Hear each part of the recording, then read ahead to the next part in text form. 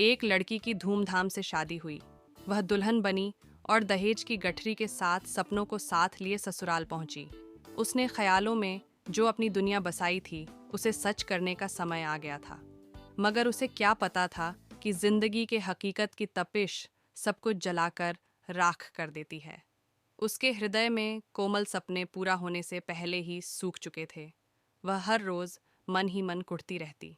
उसे लगा शायद यह कुछ दिनों की बात है, फिर सब कुछ सही हो जाएगा। वह उस आस के सहारे जीने की कोशिश करने लगी। उसे समझ नहीं आ रहा कि पति की बेरुखी और ससुराल के माहौल में वह खुद को कैसे ढाले। उसके ससुराल में ससुर और घर में सासू माँ की चलती है। वह ठहरी शहर में रहने वाली चंचल और चहकने वाली, मगर ससुराल में हंसना तो दूर, तेज बोलना भी मना है।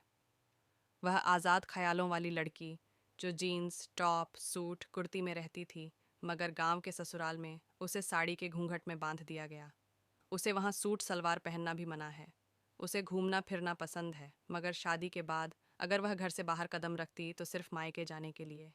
उसका तो मायका जाना भी कम ही होता है। वह एक बच्चे की माँ बन गई, मगर उसे मालूम नहीं है कि पति का साथ क्या होता है। प्रेम करना तो दूर, पति तो उसका दोस्त भी नहीं बन पाया।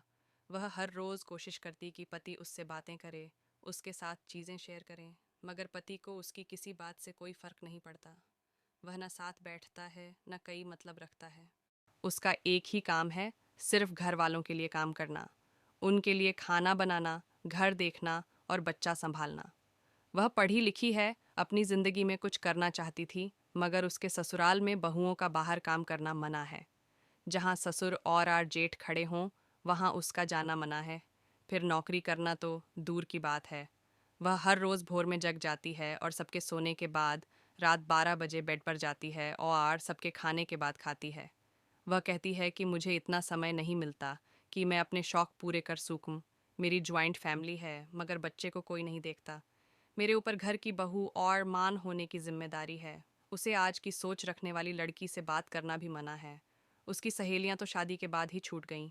उसे ऐसा लगता है कि वह घर के कोने में पड़ा हुआ कोई सामान है जिससे किसी को कोई मतलब नहीं है। उसकी हालत घर की नौकरानी जैसी है। अब उसकी ना कोई चाहत है ना सपने। वह कहती है, पति को मुझसे और मेरे बच्चे से कोई मतलब नहीं रखते हैं। कई बार तो हमारी 3-3 4-4 दिन बात नहीं हो पाती। पति कहीं बाहर जाएं तो मुझे एक फ़ोन तक नहीं करते। मुझे नहीं पता कि पति का प्यार कैसा होता है। वे मुझे कहीं बाहर लेकर नहीं जाते। घुमाना फिराना तो दूर की बात है। वो कहते हैं कि उनको ये सब पसंद नहीं है। वे अपने परिवार में ही व्यस्त रहते हैं। ऐसा लगता है मेरे प्रति उनकी कोई जिम्मेदारी नहीं है। मैं बात करके देख चुकी हूँ, मगर शादी के 4 सालों बाद भी उनके व्यवहार में कोई सुधार नहीं आया है। मैंने मायके वालों को अपनी पूरी कहानी बताई। वो कहते हैं, बेटा तुम्हें ही संभालना होगा, हम क्या कर सकते हैं। तुम्हारी शादी हो गई है, तुम्हें ससुराल वालों के हिसाब से रहना होगा। मैं क्या करूं, मुझे समझ नहीं आता। मेरा साथ देने वाला कोई नहीं है, ना मायके वाले ना ससुराल वाले। सब अपनी अपनी दुनिया में व्यस्त हैं। मेरा मन करता है कि मैं कहीं चली जाऊं, मगर मेरा बच्चे का क्या होगा और मैं जाऊंगी कहाँ। मुझे सपोर्ट करने वाला कोई नहीं है। मैं अपने बारे में किसी को बता भी नहीं सकती। अगर इन्हें पता चला तो बहुत बुरा होगा। मेरा इस घर में दम घुटता है। ऐसा लगता है कि मैं जी नहीं रही हूँ, बस टाइम बीत रहा है। मैं जब दूसरे कपल की हंसती खेलती तस्वीरें देखती हूँ तो सोचती हूँ, मेरा ऐसा समय कब आएगा। बस इसी इंतज़ार में हूँ कि कब सह ठीक होगा, या फिर ऐसे ही ज़िंदगी बीत जाएगी। मेरी लाइफ में शायद खुशियाँ नहीं लिखी, किसी जन्म की पाप भोग रही हूँ।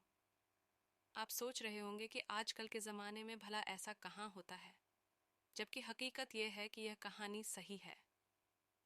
ऐसी बहुत सी लड़कियां हैं जो गांवों, कस्बों और शहरों में अपने ससुराल में घुटकर जीने को मजबूर हैं। उन्हें नहीं पता कि वे कहाँ जाएंगी, क्योंकि उनके पास नौकरी नहीं है। वे घर छोड़ने की कल्पना नहीं कर सकती, क्योंकि शादी के बाद मायके वाले भी उसे पराया कर दिया है। उनके लिए तलाक के बारे में सोचना भी पाप है, क्योंकि वे अपने लिए आवाज़ ही नहीं उठाना चाहती। वे तो बस अपनी शादी को बचाने में अपनी पूरी ताकत लगा देती हैं। उसके लिए शादी की उन निशानियों को उतारना आसान नहीं है जो वे अपने माथे लेकर पैरों की उंगलियों तक सजाए बैठी हैं। वह छोड़ी हुई औरत कहलाने से डरती है। अब आप ही बताइए, ऐसी महिलाओं को क्या करना चाहिए।